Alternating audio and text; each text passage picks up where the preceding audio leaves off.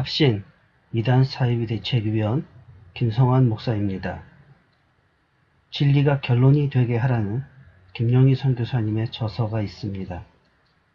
여기서 진리는 복음을 의미하고 결론 되게 하라는 말은 실천을 의미하는 것으로 이해가 됩니다. 오늘 제가 드리고자 하는 말씀은 김용희 선교사님이 전하는 복음의 내용에도 문제가 있고 그것이 실천되는 과정에서도 문제가 있다는 점을 지적하고자 합니다. 우리 합신 이단 사이비 대책위원회에서 조사를 하기 전에 먼저 신학위원회에서 조사가 있었습니다. 신학위원회에서 조사해서 보고한 내용을 아주 간단하게 요약을 해서 소개를 하겠습니다. 신학위원회 보고서 내용은 그 전체 내용을 여러분들이 가지고 계신 유인물 책자에 전체를 실었습니다. 신학위원회 보고를 보면 이렇게 설명을 합니다. 기독교 교리가 실제에 전혀 도움이 되지 못하고 있다고 주장하며 믿음을 하나님의 은혜의 결과로 생각하지 않고 마치 믿음 자체가 의가 되는 것 같이 표현하고 지나친 실천을 강조하는 표현들이 많다. 요약을 하면 교리적 문제가 있고 또 실천에서도 문제가 있다는 겁니다. 믿음 자체가 의가 된다. 믿음을 공로로 여기는 이런 교리를 가르치게 되면 은연중에 공로의식을 갖게 됩니다. 그래서 들려오는 바로도 복음학교를 거치신 분들에게 우월감이 있다라는 그런 평을 많이 들었습니다. 그런데 여기 지나친 실천이라는 표현은 열심히 지나치다라는 뜻이 아니고 부작용이 많이 나타난다라는 뜻입니다. 지교회에서 복음학교를 거치신 분들이 지교회에서 갈등을 유발하고 있고 개인에 대해서 가혹한 헌신이 요구되는 부분이 있다. 이렇게 요약이 됩니다. 신학위원회 보고서 내용에 보면 이런 부분이 있습니다. 특히 복음학교에 참여했던 분들이 지나치게 편중된 가르침을 받아서 각 지교회로 돌아가서 문제를 일으킨다는 겁니다. 오늘 우리 이대위에서 조사한 내용을 보시면 이런 내용들이 더 분명하게 드러납니다. 그래서 신학위원회에서 조사한 내용의 결론을 보면 마지막에 이렇게 권면을 합니다. 교회는 김용희 씨를 강단에 세우지 말아라. 성도들은 김용희 씨의 가르침을 받지 말아야 한다. 이게 신학위원회 조사 보고서 결론입니다. 우리 이대위 조사 결론도 여기에 전적으로 동의를 합니다. 신학위원회의 조사 보고 이후에 그 이듬해 총회에서 우리 합신 이단 사이비 대책위원회에서 조사 보고서를 올렸습니다. 그 조사 보고서 내용도 우리 이대위 보고 내용도 그 전문을 여러분이 받으신 책자에 전문을 다 실었습니다.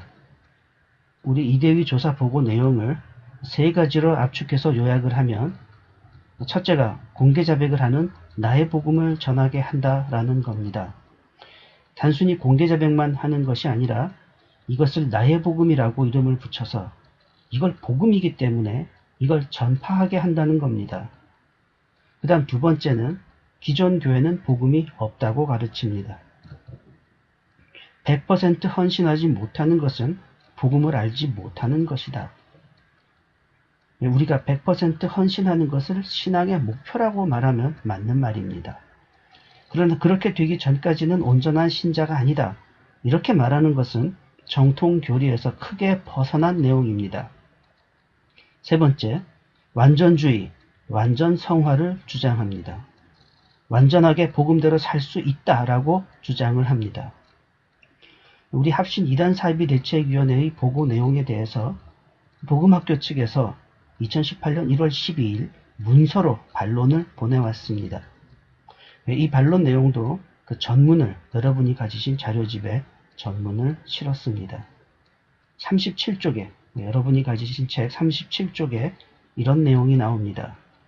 로마서 16장 25절을 인용하면서 바울이 이렇게 말했죠. 나의 복음과 예수 그리스도를 전파함은 이 구절에 대해서 존 머레이 박사님의 주석을 인용하시면서 바울이 말한 나의 복음이란 바울이 하나님으로부터 계시를 받아 전파한 복음이 예수 그리스도를 주제로 하고 있음을 말합니다. 이건 머레이 박사님의 주석이고, 복음학교 측의 해석은 뭐냐면 복음을 자신의 믿음으로 받아들이고 자신에게 실제가 된 그리스도의 복음을 전파하여야 한다, 이렇게 해석을 합니다. 자세히 보시면 이 두 내용이 같은 말인가 판단해 보시기 바랍니다. 머레이 박사님의 해석은 계시를 말합니다. 복음이란 성경에 계시된 내용을 전하는 것입니다. 그러나 복음학교 측의 해석은 뭐냐면 자기가 체험한 내용을 전하는 겁니다. 주관적인 내용입니다. 복음을 우리가 어떻게 전해야 하느냐? 객관적인 내용을 전해야 하느냐? 아니면 자기가 체험한 주관적인 내용을 전해야 하느냐? 지금 전혀 두 내용이 상반된 내용입니다. 그래서 마찬가지가 아닙니다. 여기서 한 가지 여러분이 눈여겨보셔야 할 것이 자신에게 실제가 된 그리스도의 복음을 전파해야 한다. 이 전파라는 말입니다. 저는 이 부분을 대단히 주목을 하는데 공개자백을 그게 단순히 공개자백이 아니라 이것이 복음이기 때문에 전파하라고 가르칩니다. 김용희 씨가 직접 강의하는 내용을 잠깐 들어보겠습니다. 바울은 이 복음을 아예 복음이라고 강조하고 즐겨서 썼던 말, 그 의미는 바로 바울에게 실제가 되는, 바울에게 실제가 되는 복음이라는 그런 의미의 표현이었다고 그렇게 짐작할 수 있겠습니다. 자, 그럼 바울에게만 실제가 되는 걸까요? 아니죠. 우리도 실제가 되죠. 그렇죠? 네. 그럼 여기다가 바울의 이름만 들어가면 안 되고 내 이름을 넣어서 그런 말씀을 읽어주시겠습니다. 시작. 아멘. 아멘. 아멘. 아멘. 로마서 16장 25절이 이런 뜻인가 하는 겁니다. 바울에게 실제가 된 복음을 말하고 있었느냐? 로마서 16장 25절 이 내용을 한번 보십시오. 나의 복음 26절 내용에 보면 계시에 따라 된 것입니다. 그리고 27절에 아멘으로 끝납니다. 여기 어디에도 바울에게 실제가 된 내용이라는 말이 없습니다. 바울이 믿고 체험하고 자기에게 실제가 됐다는 주관적인 내용이 아니고 철저하게 계시에 근거한 객관적인 성경적인 복음을 전하는 것이 바울의 나의 복음입니다. 김용희 선교사님이 어떻게 나의 복음을 설명을 하는지 강의 내용을 직접 들어보겠습니다. 첫 번째는 복음에 관한 가장 흔한 신자들의 반응은 복음에 대해서 무지하다는 것입니다. 복음에 대해서 무지하다는 것입니다. 이게 무슨 말이냐? 복음은 다 알고 다 무슨도 공부하고 제자 훈련하고 다 그러는데 무슨 말이냐? 이 말은 무슨 말인가니?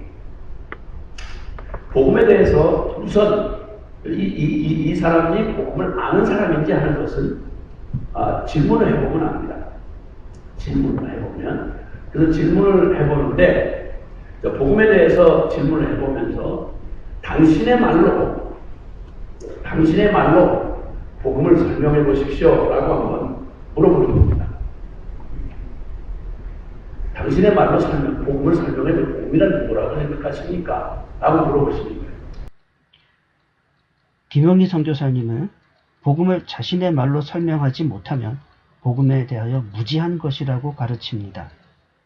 복음을 자신의 말로 설명하라는 질문을 받게 되면 누구나 정상적인 신자라면 당황하게 됩니다. 복음을 설명하라 그러면 당연히 성경에 나와 있는 계시대로 설명을 해야 할 것입니다.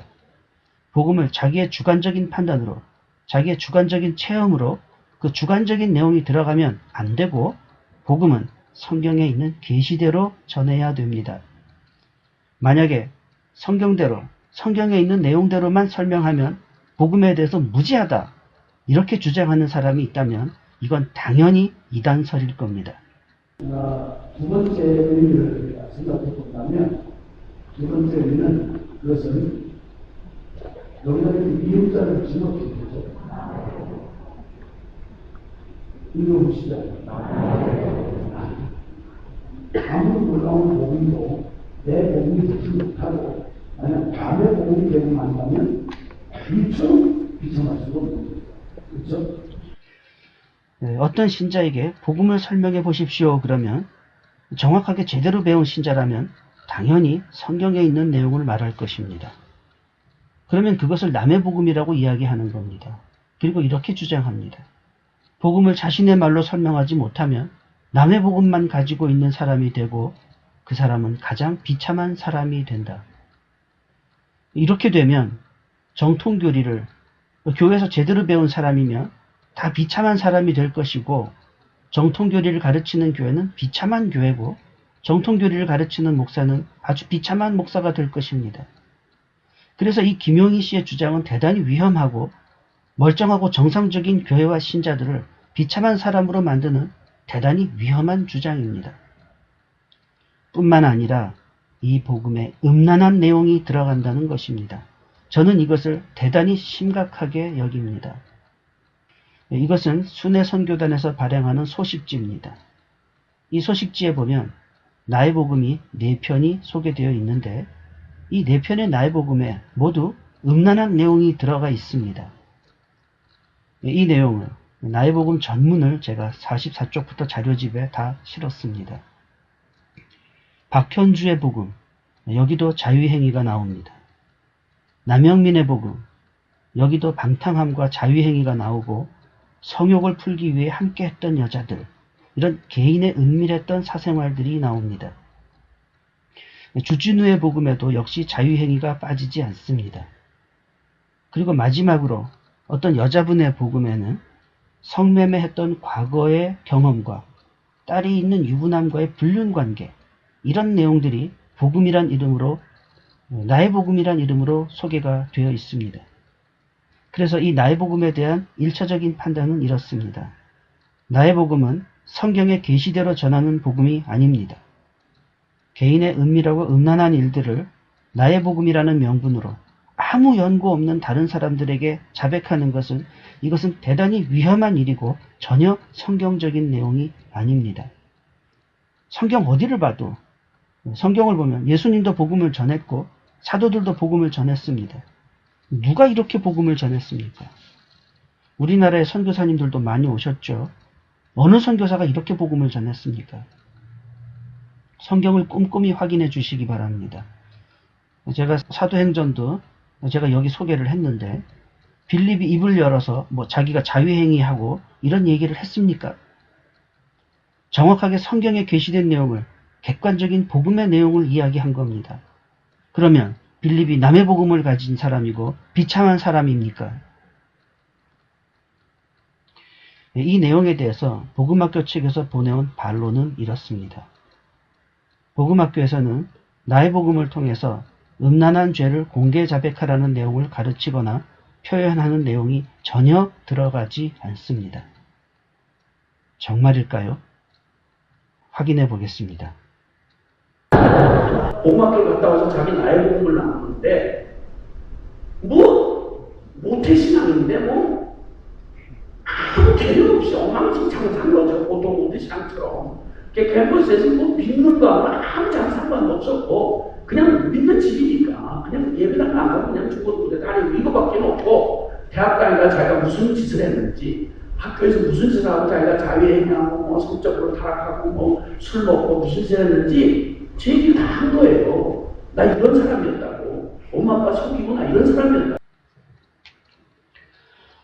여기 이 나의 복음에 대한 요소들이 다 등장을 합니다.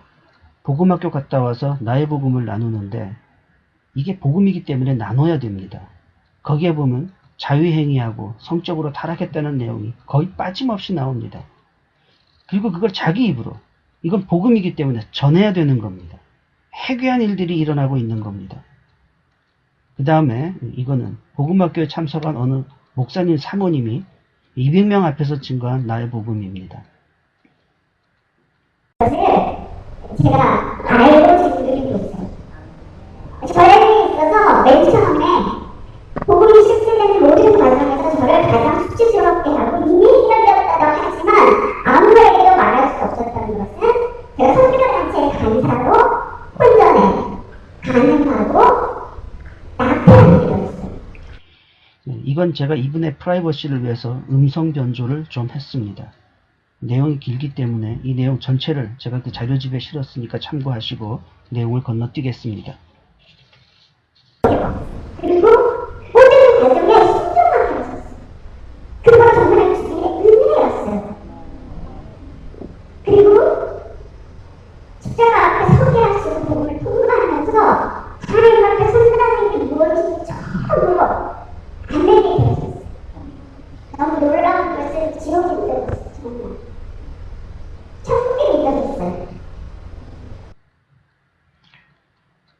자기의 은밀한 내용들을 다른 사람 앞에서 이렇게 공개 자백하는 것을 십자가 앞에 선다 이런 표현을 합니다. 복음을 통과한다 이런 표현을 합니다. 토요일날 8시를 예배를 끝나고 8시에 끝나고 집에 돌아가서 집에 한참 늦잖아요. 그러니까 누가 무슨 말을 하지 않았는데 내가 어떤 영혼의 상태였는지 같이 우리 아이들과 나눌 수밖에 없어요. 큰아들도 같이 가족한테 이것을 제일 먼저 나눌 수밖에 없어요. 나눌 때도 막 이런 했다는 자부심이 가득한 여전히 악도 불편한 상관없어요. 상관없어요. 그리고 저희 남편이, 저희 막내 아이들이 다 같이 복음화를 쓰고 이것을 가족과 나눌 수가 없었어요. 이것이 복음이기 때문에 나눠야 되는 겁니다. 전해야 되는 거죠. 집에 가서 가족들과 이거를 나눴다는 거예요. 복음 앞에 선다는 거는 나의 복음을 나눈다는 이야기입니다. 자, 그렇게 되면 어떤 일이 벌어지게 되겠습니까? 그때부터 감춰졌던 저희 가족의 죽어야 할 식상들이 드러났죠. 남편의 운명을 알게 됐고 우리 아이들이 동성애 성향으로 얼마나 고통하고 있었는지 알게 됐고 복음을 들어도 목사의 자식이었지만 그런데 복음을 들었는데 더 발견하게 된 것은 내가 얼마나 죄를 사랑하는지 얼마나 죄를 벗어날 수 없는지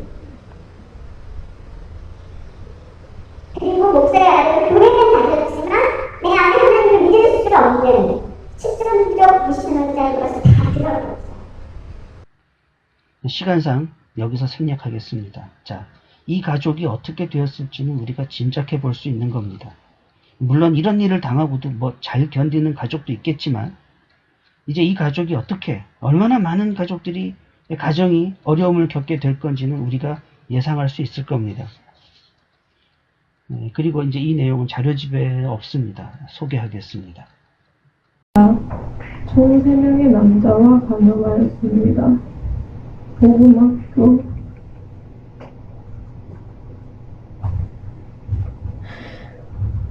하루 전날인 주일까지도 바라겠습니다.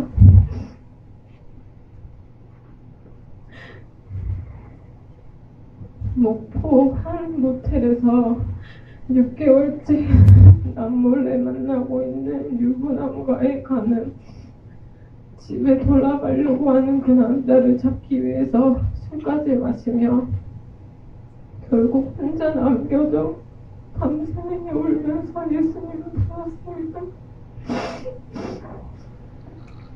네, 그 다음에 결론 부분을 보겠습니다.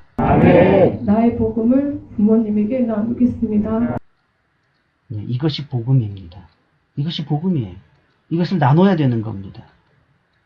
이 내용을 약 100명, 200명 남녀가 있는 자리에서 앞에 나와서 발표를 하게 합니다. 공개 자백을. 네, 나의 복음에 대해서 김용희 선교사님은 정교하게 교리를 가르칩니다. 나의 복음이 무엇이냐? 그럴 때 대략 제가 정리해 보니까 6가지 정도로 나의 복음을 설명합니다. 믿음의 실제를 경험하는 시간이다. 하나님 경외를 확증하는 시간이다. 사람을 두려워하지 말아야 한다. 자기의 부끄러운 내용이라도 당당하게 선포하라는 내용이죠. 복음 앞에 서는 시간이다. 십자가 앞에 서는 시간이다. 복음을 통과하는 시간이다. 이렇게 나의 복음을 설명을 합니다. 믿음의 실제를 경험하시는 시간이 될 것입니다. 자, 믿음이 실제로 믿음이 된다는 결단세가 있다고 했죠. 여기가 우리가 계속 실패하고 아마 뭐 그대로 체험해 보실 수 있을 거예요. 뭐 나의 시간 지나가보시면 복음학교 강의 내용 중에는 이렇게 믿음의 실제를 경험하는 시간 해서 공개 자백을 하는 시간이 반드시 있습니다. 그 다음에 이 내용을 보시면 사람이 왜 죄를 짓는가? 그거는 사람이 왜 죄를 짓냐면 그것은 하나님보다 사람을 더 두려워하기 때문이다 라는 내용입니다. 아니 자기 혼자 은밀하게 계속 죄에 뭐 성적인 행위는 어딘가든지 뭐 자기의 행위는 맞지만 다른 어떤 그런 죄에 천만 죄에 넘어서 어쩔 수 없어요. 이런 사람한테 한번 이 무대 앞에 사람들이 보고 있는데 당신도 천만 넘어진다고 하는 그 죄에 여기서 한번 해보라고. 그럼 할 수 있을까요? 없을까요? 없어요. 누가 두려웠어요? 그만. 그만. 우리가 복음이 실제가 안 되는 건 하나님의 그냥 경영하는 실제가 아닙니다. 실제가 아닙니다. 그러니까 늘 사람 보는 데서는 못해요. 겉에만 가려지는 이 무슨 짓이야. 이 태도가 이 중심을 바꾸지 않고는 아무리 몸도 그것을 다 해도 여전히 자기 보고 싶지 않은 그 의미라는 것은 사람만 다니는 거니까. 그러니까 그 사람이 두려운 건 하나님이 아니고 사람인 거예요. 근데 이런 일이 우리 원래 모든 모습이죠. 죄를 짓게 되는 이유는 하나님보다 사람을 더 두려워하기 때문이다. 사람 보는 데서는 못하는데 혼자 있을 때 하나님 앞에서는 한다. 그럼 어떻게 하면 죄를 안 짓게 되느냐면 그걸 바꾸면 된다는 겁니다. 사람보다 하나님을 더 두려워하면 된다. 그 말은 사람을 두려워하지 말으라는 거죠. 그게 이 내용입니다. 반대로 하면 된다. 하나님을 존경한다는 말의 반대말은 사람을 두려워하지 않는 거예요. 사람을 두려워하는 이것에서 한번 넘어서면 하나님 진짜 경외하는 일을 우리의 것으로 준다는 거예요. 그래서 이제 그런 하나님 경외함을 확증하는 시간이 나의 보는 시간이 될 것입니다. 넘어서야 된다는 겁니다. 사람 두려워하는 것을 넘어서야 돼요. 누가복음 10장 8절 9절에 보면 거기에 너희가 사람 앞에서 나를 시인하면 나도 아버지 앞에서 너희를 시인할 것이고 너희가 사람 앞에서 만약 사람이 두려워서 나를 부인하면 나도 아버지 앞에서 너희를 부인할 것이다. 왜냐하면 아주 정확하게 이게 상관관계가 있거든요. 하나님 경외하면 사람을 두려워하지. 누가복음 12장 18절 이 말씀이 자기의 부끄럽고 은밀한 내용을 사람들 앞에서 당당하게 선포하라는 그런 내용입니까? 이것이. 그래서 나의 복음 시간이라는 것은 하나님 경외하는 것을 확증하는 시간이라고 합니다. 나의 복음 시간을 통해서 내가 하나님을 경외하는지 만약 아니라면 내가 하나님을 경외하는 사람으로 확증하는 그런 시간이 될 것인데요. 여러분 그 보통 복음을 우리가 실제로 누리지 못하는 근본적인 이유 중에 하나는 하나님을 두려워하죠. 사람을 두려워하죠. 우리가 죄에서 떠나지 못하고 죄의 질을 끌어다니는 대부분 실패하는 이유는 하나님을 두려워하는 실제고. 그래서 나의 복음을 나눔으로 인해서 사람을 두려워하지 않게 되고 하나님을 두려워하게 되고 그래서 복음이 실제가 되고 죄를 짓지 않게 된다. 이건 대단히 심각한 오류입니다. 계속 나의 복음에 대한 가르침입니다. 복음학교는 복음을 가르치거나 연구하고 오시는 데가 아니고 이미 알고 믿고 선포하시고 가르치시는 여러분들이시기 때문에 복음학교 선 학교가 될 것이라고 이분이 말씀을 드렸습니다. 맞습니다. 복음학교 서시는 시간입니다. 그래서 이제 그 복음이 우리에게 우리가 동의하고 감동을 받았지만 그게 내 안에서 실제가 되는 사이에는 어떤 과정을 겪는지를 세밀하게 부딪혀볼 필요가 있습니다. 그러니까 보통 착각하고 있는데 내가 뭐에 은혜를 받고 감동을 받으면 난 무슨 것이 이렇게 생각을 해요. 근데 아닌 거예요. 삶의 문제에 딱 부딪혀보면 전혀 실패가 안 되는 건 전혀 내는 모습이에요. 죽은 지식입니다. 그러니까 한 사람이 진짜 실제가 되는 데까지 어떤 과정을 거치는가를 이렇게 내 내면 안에서 지적으로 다 동의했는데 이 동의하는데 어떤 사건을 부딪혀서 그게 내 내면 안에서 실제가 되는 데까지는 내 마음에 어떤 과정을 거치는지를 이걸 경험해보지 않고는 사람들에게도 동일하게 그 도움을 구체적인 도움을 줄 수가 없어요. 그러니까 변주만 울리는 거예요. 그래서 이게 복음의 실제가 되고 그것이 능력이 되기 위해서는 이 시간을 반드시 이걸 통과해야 된다는 겁니다. 바울이 나의 복음을 전한 적이 있습니까? 바울이 자유행위하고 은밀한 내용을 고백한 적이 있습니까? 그런데 바울처럼 당당하게 외치자고 말합니다.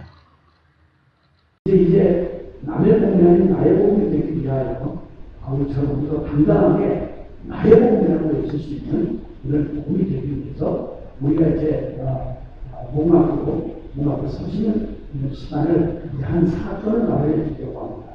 그게 이름하여 나의 복음이라는 시간입니다. 나의 복음이라는 시간을 통해서 한 시간 사건 앞에서 지금까지 들으시면서 가고 그러나 혼자 주변에서 고민하시는 걸 가셨지만 이제는 여러분이 선포하시는 겁니다. 나의 복음을 선포해 보시면서 이렇게 해서 나의 복음을 선포하라고 계속 복음학교에서 강의가 진행이 됩니다. 지금까지 나의 복음에 대한 설명을 드렸고 완전 성화를 주장하는 부분에 대해서 설명을 드리겠습니다. 완전 성화, 완전 헌신을 하지 못하면 복음을 제대로 아는 신자가 아니다. 김용희 선교사님 강의를 요약하면 이렇게 됩니다. 이것은 인간론적으로, 구원론적으로 너무나 심각한 오류입니다. 이렇게 가르치면 이렇게 배운 성도들은 두 가지 중에 한 가지 현상이 나타납니다. 심하게 좌절하거나 아니면 위선적인 신앙인이 됩니다.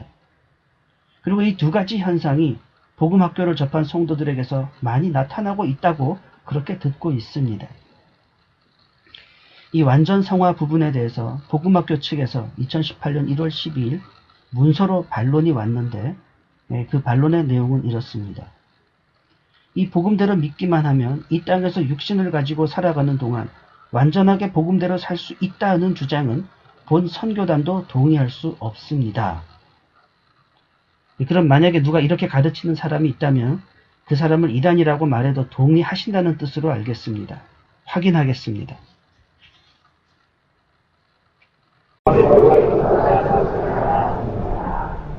아멘. 할 수 있다는 말인가요? 없다는 말인가요? 할 수 있다. 그렇죠? 근데 전제가 뭐죠? 육신을 따르지 않고 영을 따라 행하는 우리에게 율법의 욕가 이루어지게 하려 하시리라. 복음대로 살 수 있다. 아멘. 자, 이 얘기는 성경 전체의 결론입니다. 구약의 결론도 이 결론이었고요. 신약의 복음이 완성되고 우리에게 이 완성된 복음으로 복음대로 살 수 있게 하셨다라고 선포했습니다. 이 완전 성화에 대해서, 완전 성화, 완전 헌신에 대해서 좀 더 자세하게 설명하는 부분을 소개하겠습니다. 로마서 7장 24절을 가지고 설명하는데 오호라 나는 곤고한 사람이로다. 이 사망의 몸에서 누가 나를 건져내랴 라는 이 바울의 고백이 정통교리에서는 이것이 바울의 성화 과정에서 나타나는 고뇌라고, 성화 과정에서 나타나는 고뇌라고 그렇게 해석을 합니다. 그러나 김용희 선교사님은 이것이 바울이 복음을 알기 이전의 상태를 말한다. 이렇게 설명을 합니다. 들어보시겠습니다. 로마서 7장 20절에 오호라 나는 곤고한 사람이라 누가 나를 이 사망의 몸에서 건져내랴. 이 7장을 딱 붙들고 성경 대부분의 주석가들이 이 7장을 딱 붙들고 뭐라고 하면 현실론을 또 얘기하는 거예요. 뭐라고 얘기하느냐면 복음은 너무 완벽하고 교리적으로 너무 완전한데 육신을 입고 이 세상에 사는 우리에게는 그대로 다 살 수 있는 게 아니다. 현실이 다 현실이 그렇잖냐. 여기 사도 바울도 그렇게 복음의 이 놀라운 이 사도 바울도 말하기를 난 두 가지 법이 없어 싸운다. 내 속사람은 하나님의 법을 들고 왔는데 내 또 다른 종족이 또 여기서 막 싸워가지고 막 싸워가지고 오늘 나는 누가 나를 이제 이 얘기한 거 바울이 얘기하는 거 봐라. 이건 바울이 중생한 뒤에도 이런 고민과 갈등이 있다는 걸 얘기한다. 그러니까 결론은 복음대로 살 수 없다. 이 말. 이게 대부분 주석가들이 주석하는 방법이다. 그 6장까지 얘기가 전부 꽝이 돼버린 거예요. 정통교리를 가르치는 신학자들의 내용이 틀렸다는 말씀이시죠. 이렇게 해놓고 적당하게 교리는 이제 복음은 교리로 깊이 오마서 주석도 하고 막 이렇게 해놓고는 현장에 가면 어쩔 수 없어. 인간이란 뭐 어쩔 수 없이 각자 아무래도 노력을 하고 자꾸 이제 성화된 정보를 내주는 거지. 그렇게 완전하고 그 교리적으로 약간 너무 극단적으로 얘기하지 말라고. 자, 그럼 얘기는 여기까지 오면 두 가지 마지막 요 과정에서 두 가지 선택을 해야 되는 기로에 섭니다. 여쭤보겠습니다. 지금까지 살펴본 대로 이렇게 완전한 복음을 준비하셨고 주님이 복음대로 믿기만 하면 여러분 드림대로 신뢰하는 그 믿음으로 하면 이 땅에 육신을 입고 이 세상을 살아가는 동안 복음대로 살 수 있다 없다. 정말 이거 책임을 내려가셔야 됩니다. 있다 없다. 정말 그렇게 믿으십니까? 네. 아마 여기 그렇지 못하신 분들 계실 거예요. 아닌데 뭐 신학자고 아닌데 아니요. 신학자 믿고 사실 일은 아니잖아요. 신학자는 책임 못 져요. 자기도 이 사람에게 바쁜 사람인데 책임 못 져요. 책임 못 져요. 성경이 뭐라고 말하지 말아요. 이후 내용은 시간상 생략하겠습니다.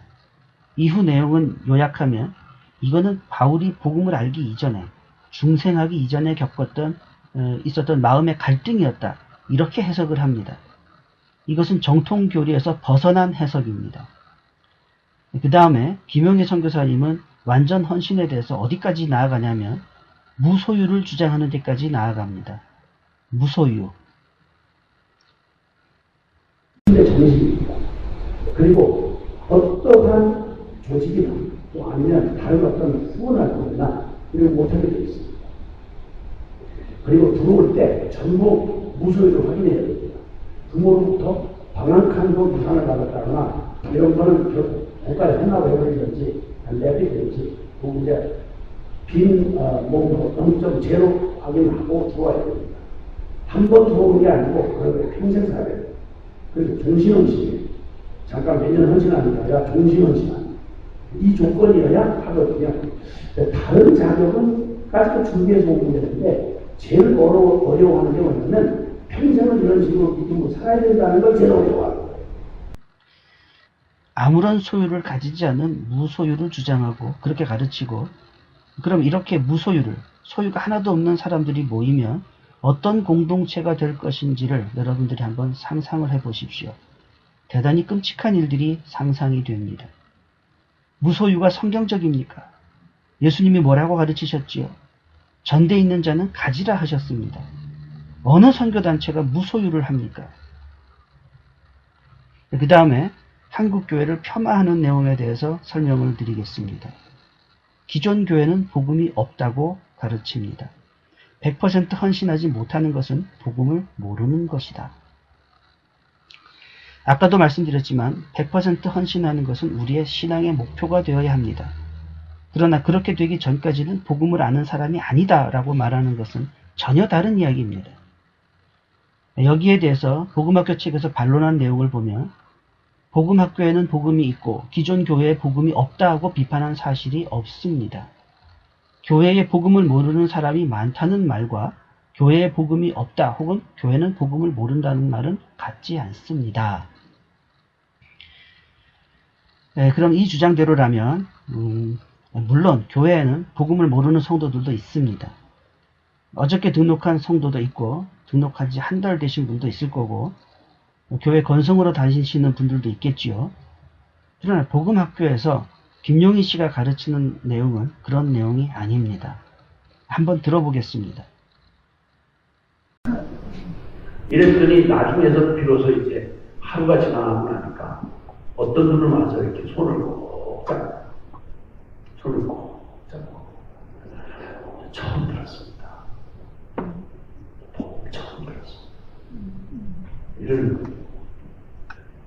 사업한다고 교회에서는 자금을 대통령도 안 봐서 사업한다고 2차, 3차 하면서 저 마음에 참 괴로웠습니다. 복음학교에 와서 복음을 처음 들었다는 말은 기존 교회에서는 복음을 못 들었다는 얘기지요. 복음을 가르치지 않는다는 말입니다. 기존 교회에서 복음을 가르치지 않습니까? 가르칩니다. 그런데 왜 처음 들었다고 그럴까요? 기존 교회에서 배우지 못한 내용을 처음 들은 겁니다. 근데 이것은 김영희 선교사님이 스스로 복음학교에서 가르치는 복음과 교회에서 가르치는 복음이 다르다는 것을 스스로 시인한 내용이 될 것입니다. 하나 더 소개하겠습니다.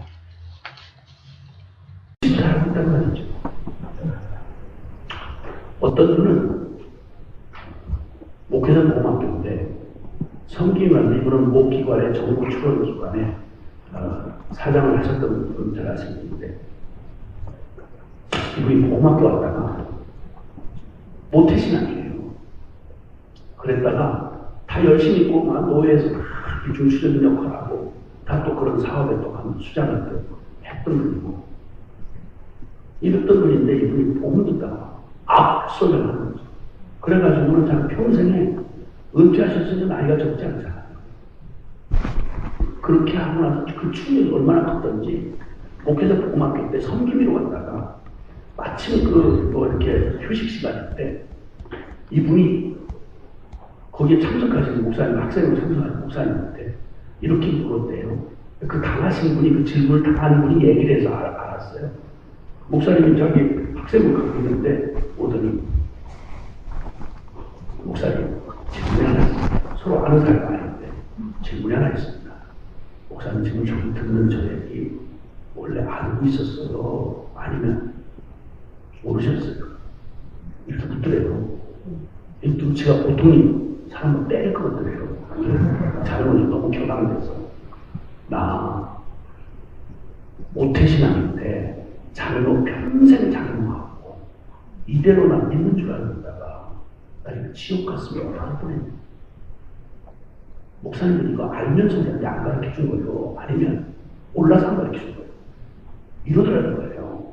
이분이 너무 화가 나니까 어떻게 다른 것도 아니고 이거 뻔히 다 시작하시고 다 하셨다는 분이 이게 무슨 어려운 얘기도 아니고 이 얘기를 만약에 이걸 속으면 나는 내 영혼이 지옥인데 어떻게 이걸 알고 안 가르쳐주셨어요? 아니면 올라서 안 가르쳐주셨어요? 그랬더니 가만히 본 눈치를 보니까 알고도 만약에 안 가르쳤다 그러면 맞을 거거든요. 그래서 그 말 그때 눈치를 딱 잡고 난 이제 알았어요. 이랬더니 화를 풀고 가시더래요. 제가 그 장면 아는 사람입니다. 기존 교회에서는 복음을 안 가르쳤다는 말씀이시죠. 이렇게 배운 사람들이 교회로 돌아가면 교회에서 갈등이 안 일어나겠습니까? 한국 교회가 복음을 모른다는 내용은 복음학교 내내 반복됩니다. 거기서 분명히 알게 됩니다. 그러면 우리 한국은 워낙 성향상 성경 공부를 많이 하고 어느 나라보다도 처음 초기부터 사경회라고 해가지고 성도들이 그렇게 갈망을 하면서 성경 읽기를 원했고요. 그렇게 성경 배우기로 했습니다. 이게 한국교회 부흥의 큰 바탕이 되고 원천이 된 건 분명합니다. 하나님의 큰 축복을 주신 거죠. 근데 문제는 제자 훈련하고 신학을 하고 공부를 많이 했는데도 복음을 볼 수가 있느냐? 있을 수 있다는 것이 지금 아볼로의 얘기입니다. 자, 그러면 물론 한국 교회의 그 많은 교회들 중에는 복음을 제대로 못 가르치는 교회도 있을 수 있겠습니다. 그렇지만 여기서 말하는 건 제자 훈련을 하고 열심히 가르치는 교회에서도 복음을 모른다라는 겁니다. 계속 이제 이런 내용들이 복음학교에서 반복이 됩니다. 아멘. 네. 자, 어쨌든 그런 의미에 있어서 성도들이 어떤 이유든 상관없이 복음에 대해서 무지한 성도가 많다라고 하는 사실은 부인할 수가 없습니다. 자, 왜 복음을 모른다 그러느냐? 100% 헌신을 해야, 목숨을 걸어야 복음을 비로소 안다는 거예요. 부인하고 자기를 부인하고 날마다 제가 주는 십자가를 지지 않고는 나를 따라올 수 없다. 혹시 못 알아들을까봐 그 다음 절에 말해요. 살고자 하는 자 절대 나못 따라온다. 살고자 하는 자는 죽을 것이요 죽고자 하는 자는 살리라. 즉 복음을 믿는다는 말은, 복음을 깨달았다, 복음을 따른다는 말은, 복음 대신 예수를 따른다는 말은 목숨 걸어야 되는 문제다 이 말이에요. 존재 전부를 거는 문제다 이 말이에요. 그러니까 사람들이 공부는 하고 신앙을 하는데도 복음을 모를 수가 있을 수 있어요. 왜냐하면 이 문제에 걸리니까. 그러니까 진진 거기까지는 하고 싶지 않은 거예요. 그 얘기까지는 하고 싶지 않은 거예요. 공부까지는 해요. 자, 그런 의미에서 말한다면 복음에 대해서 무지한 사람이 교회 안에 많을까요? 적을까요? 많을까요? 적을까요? 예, 바로 그거예요. 복음에 대해서 무지하다는 말이 그 말이에요. 아무리 연구해봤자 소용없어요. 알긴 알겠고. 아무리 연구해도 소용이 없고 한국교회는 복음을 모릅니다. 신학위원회 보고서 내용을 잠깐 다시 한번 보여드리겠습니다. 교리적인 문제와 실천적인 문제를 지적을 했지요. 이 두 가지 문제에 대해서 매우 심각한 문제가 있다는 것이 김용희 선교사님 가르침에서 나타납니다. 자, 이거 한국교회는 공동체가 아니다. 한국교회는 공동체가 아니잖아요. 어떻게 할 수 있어요? 장로가 이 설교 듣고 아는 장로가 일주일 동안 가서 무슨 짓 하고 사는지 아세요?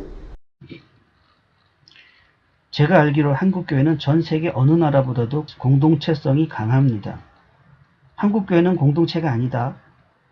그러면 김용희 선교사님은 뭔가 다른 공동체를 염두에 두고 계신 겁니다.